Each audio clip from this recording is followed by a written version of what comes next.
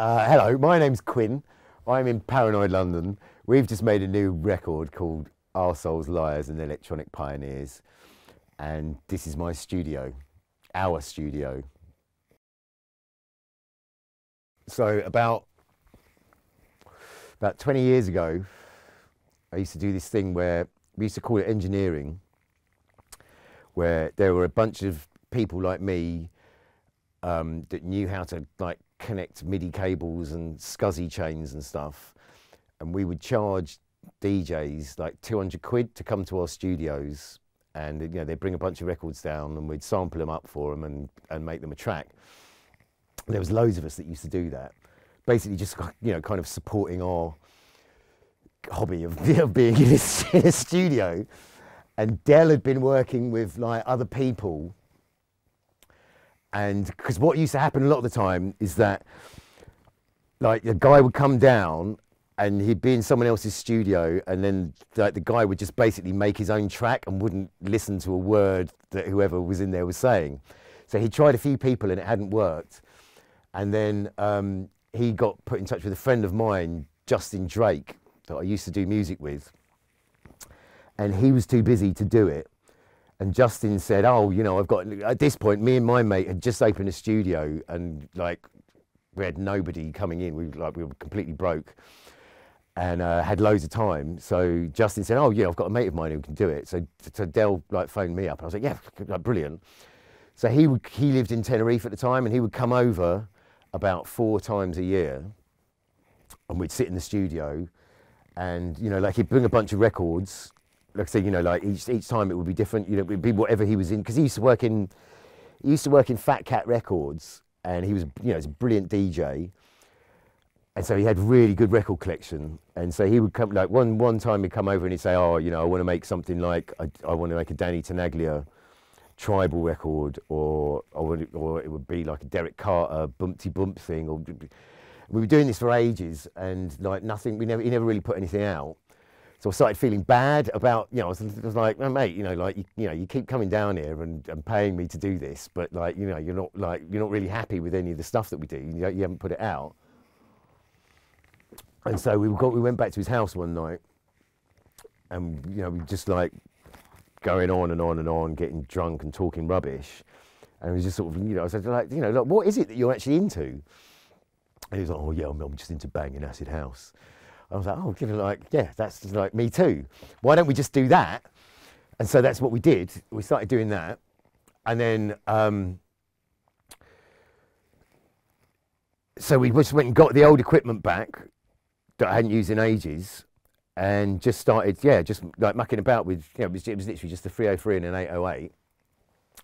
And this was at exactly the time that the arse had dropped out of like buying records, and like, suddenly nobody was buying any records or anything.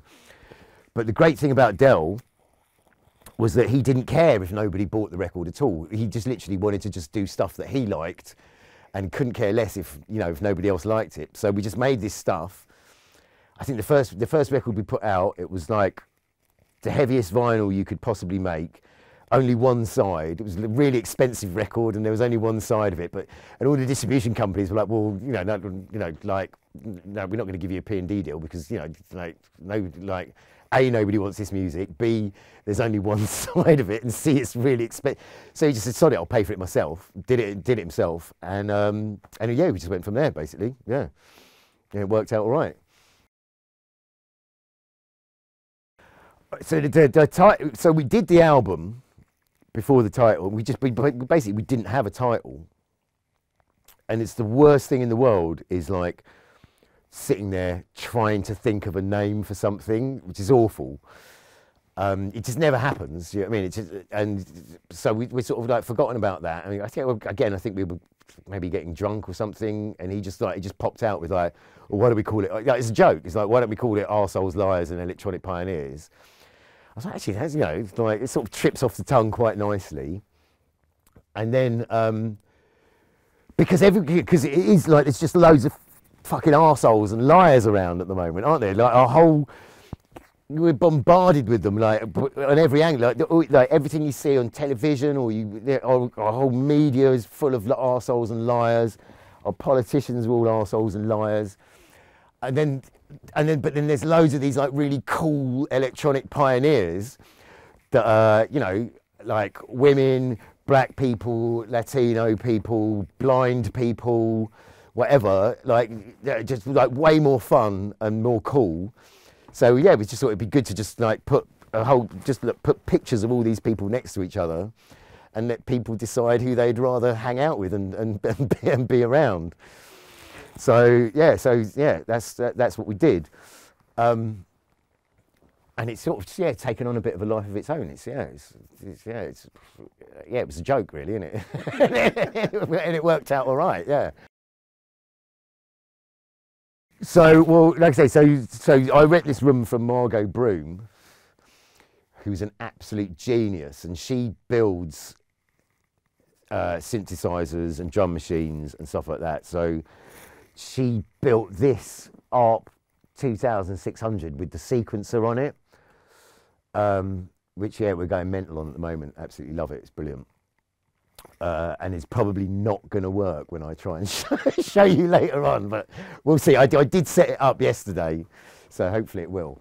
But yeah, that's amazing. And like I say, she's always just coming in and just like dumping something that she's either made or that she's bought in here. So we've got all this amazing stuff to play around with, really. But because we only moved in here just before we made the album, we haven't really sort of, like, I'm not a massive fan of using loads and loads, although there's loads of stuff in here, we don't really use a lot when we do stuff. So each time we do a track, we'll only have like a couple of little things, or we'd rather sort of, for example, like we sort of know the 303 and the 808 inside out. So we just sort of, so we tend to sort of, like stick with stuff that we know, and then gradually sort of bring other little bits and bobs in. So, but yeah, so it's that. And then also she got this Sequential Circuits Pro 1, which I've always wanted to have a go on. And lo and behold, it's fucking brilliant when we got on it. So that's all over the album as well. That's not all over the album because we just got started using that afterwards, but that one is, yeah. Again, it's a Sequential Circuits Studio 440, and it's the drum machine and sampler that Mantronics used to use. And I remember when he came over, when I was a kid and he came over here on tour, he had because like at that time, because there was no internet, you were like desperate for any little bit of information you could find out about any equipment at all. And so he did all these like bunch of interviews on the radio, and he was on the Tube and stuff like that. And at one point he said the name of this thing, like the Sequential Circuits Studio 440. And he was going on about how he could like sample stuff live. And also bearing in mind at this time, it probably only has like if you're lucky, like 4 seconds worth of sampling time. So, at this time you could only just sample like little drum noises and stuff like that. But yeah, just because it was Mantronics had it, I've always wanted a sequential set. I've never even been in the same room as one though. So yeah, that's the one. Yeah. Right, so that's our 808 down there, and we toured with that for like 10 years or so. I think about 10 years, and it was just last year it started like we'd do a sound check and everything would be great, and then like a couple of times when we came to do the show, it just wouldn't turn on. Like we left it on, but it had gone off and it wouldn't turn on again. And so we had to do a couple of shows. We had just like one of those, because we used to take the 909 with us as well.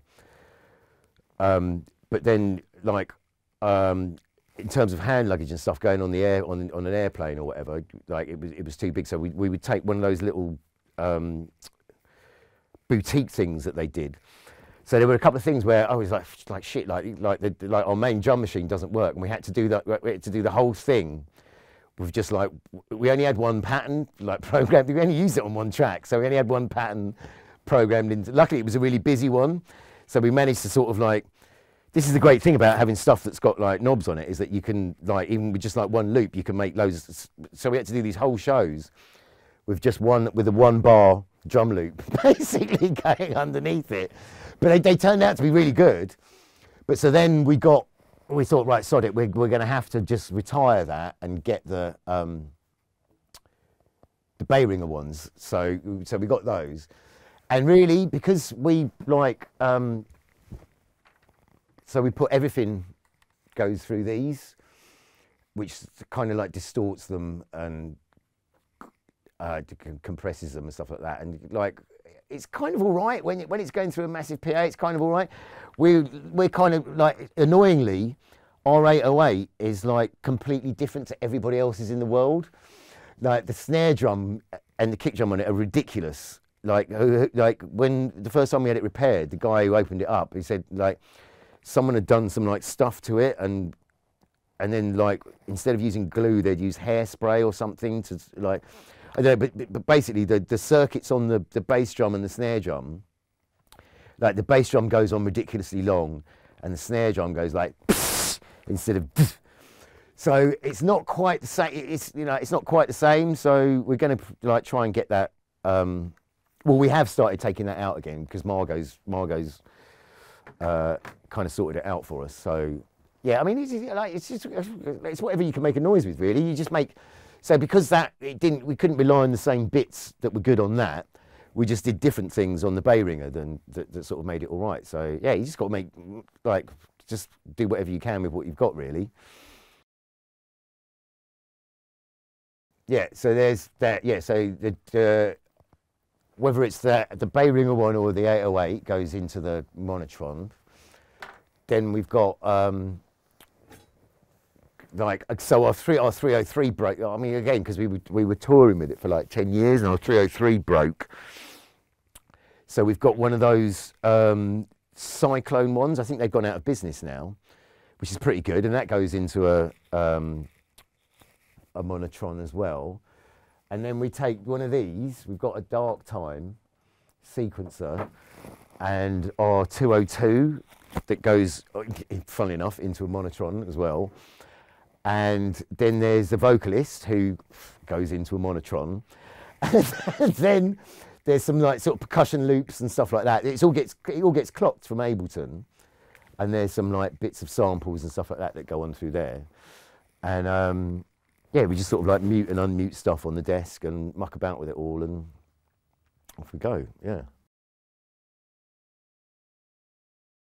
I think we've always been really lucky with vocalists because like Josh Cafe and Clams Baker, who does Warm Dusha, or Metado Pintado, or whatever name he's going by this week, are like ridiculous. Do you know what I mean? It's like I think we really. So I've known Clams for like 20 years or so. I used to play for him in his club in New York, and then we were in a band together. Actually, with the two guys that I now do Decius with as well, but that's another thing entirely. And Josh Cafe I met through a guy who runs a party called I Love Acid, Josh Doherty. And it's just one of those things. We have a scream in the studio. We just like just have like it's total chaos, and it's a great laugh. And they literally like in completely different ways. They're completely like unique and individual. Like they're not trying to sound like anyone or be anyone or anything like that. So it's brilliant. And then. It's just like people that you bump into along the way, or like, I don't know. You just sort of like happen across these people. It's weird. So this, I mean, well, no. So our manager knew Bobby Gillespie, so it was his idea to get him to come down, which was amazing. So he came down. We tried to do like a techno thing with him. And it was like, it was kind of all right, obviously, he was good, but like we couldn't sort of like do anything that really fitted with it. So then, like we said, look, why don't we try, like an old sort of like primal screamy, like blissed out thing, and he was like, yeah, cool. So then he went away and wrote this song, and then he phoned us up when we were in the studio and just sort of like, you know, he was really excited about it and started playing it to us down the phone. And we were like, fucking hell, it's like, Bobby Gillespie's playing us this song down the phone. This is nuts. You know? So he did that. He'd written that song, and then he came down and recorded it. And then we sort of gave him a backing track, but then, which is kind of what we do a lot of the time. So we'll give someone a backing track to write to, and if they write on their own, they'll write to that backing track. We do sort of something quite musical for them, so they've got something to sort of grab onto, and then just take it all away and make something gnarly underneath.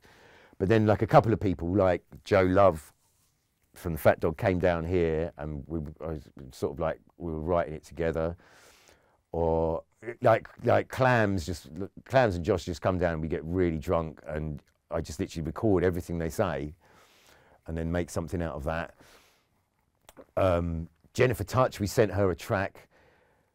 We sent her 2 tracks, and both times we just didn't even do anything. She just, like, what she sent us was, okay, you can't do anything to that, it's brilliant. So we just left it as it was. Yeah, it's just, yeah, it kind of, because Jennifer lives in Berlin, so it was more, excuse me, it was more difficult, you know, I mean, obviously it would have been difficult to write anything with her. Luckily, turns out she's amazing, well, she's amazing at writing songs and did it all on her own anyway. There's like this, I've been going to these parties where like the music is like, it's just bizarre, like it's brilliant. I think it's amazing. Like, and like these parties, like there's a party called Cartoolist that happens at Fold. And there's like people like Wigflex and stuff like that, are just making this like outrageous, like music's unbelievable at the moment, I think.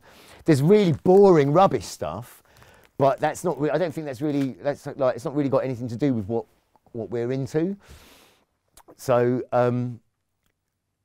yeah, I mean, like, because there's lots of like. I think there's quite a lot of people moan about like, oh, you know, it's not as good as it used to be, and you know, blah, blah, blah. But I think like if you're actively still seeking out good stuff. There's loads of amazing stuff happening at the moment. It's brilliant. Yeah. I don't know, there's millions, isn't there? Like, I don't know, it's ridiculous. Because this is the thing, because like, you know, like Del's the same as me in that we're like,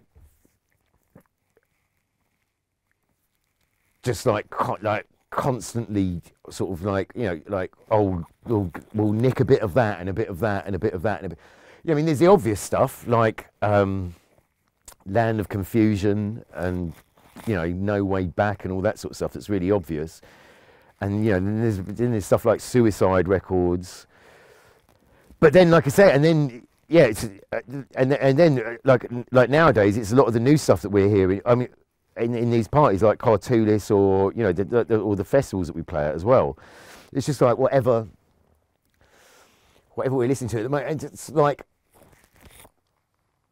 I think it's one of those things that like even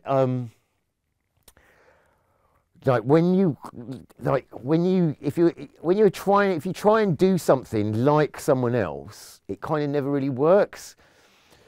But obviously, all the stuff that you listen to is in what you do anyway, and you just when you just like sometimes suddenly just sort of like it just sort of like clicks. And it's like, oh, bloody hell, that's like you've got this great thing going on. So yeah, it's more just sort of like whatever we're listening to at the moment, really, which is like, yeah, loads of stuff. Right, one tip in the studio: record everything. Like when you're going to set something up and you think that you're going to use that, record you setting it up, because that's the bit that's great. Like the bit when you've got it, when you think you like that, you know what you're doing. That's boring.